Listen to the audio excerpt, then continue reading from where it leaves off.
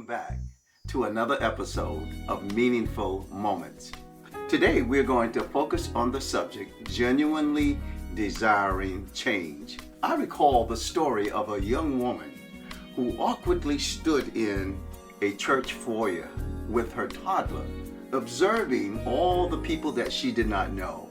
Now, this young lady had been invited by a coworker who always talked about the beautiful singing that went on during the weekend. As the young woman stood there, she self-consciously questioned her decision to visit the church. One, because of the concerns about the fussiness of her toddler, and she really needed to get to the restroom.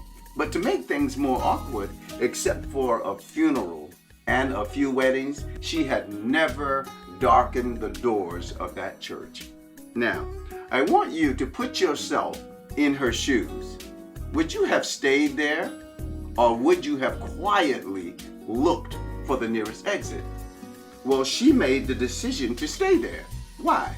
Because she was dealing with some unprecedented pressures, and she really wanted prayer. That young lady was desiring change. When we're desiring change, my friend, no distance is too far, no conversation is too difficult. When we genuinely desire change, we will move mountains, swim through oceans, and walk for miles. That is, when we genuinely desire change. Now, let's look at this story in the New Testament in the Gospel of Luke, chapter 8. There's a lady found there who genuinely desired change. Her story has been told throughout the entire world, but yet she remains a nameless woman. She's simply referred to as the woman with the issue of blood. What we do know about this unnamed woman is that she suffered from a chronic bleeding disease. Now, the Gospel of Luke was written by a physician. He himself said that this woman suffered from constant hemorrhaging and had spent all of her money or her life savings on doctors, and none of them could heal her.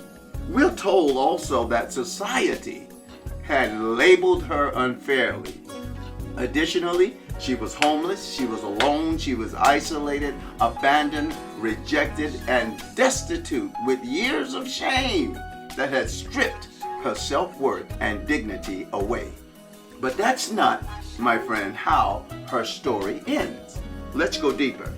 We're told that on one specific day, as Jesus walked with the multitude through her neighborhood, he was on his way, by the way, to heal someone else.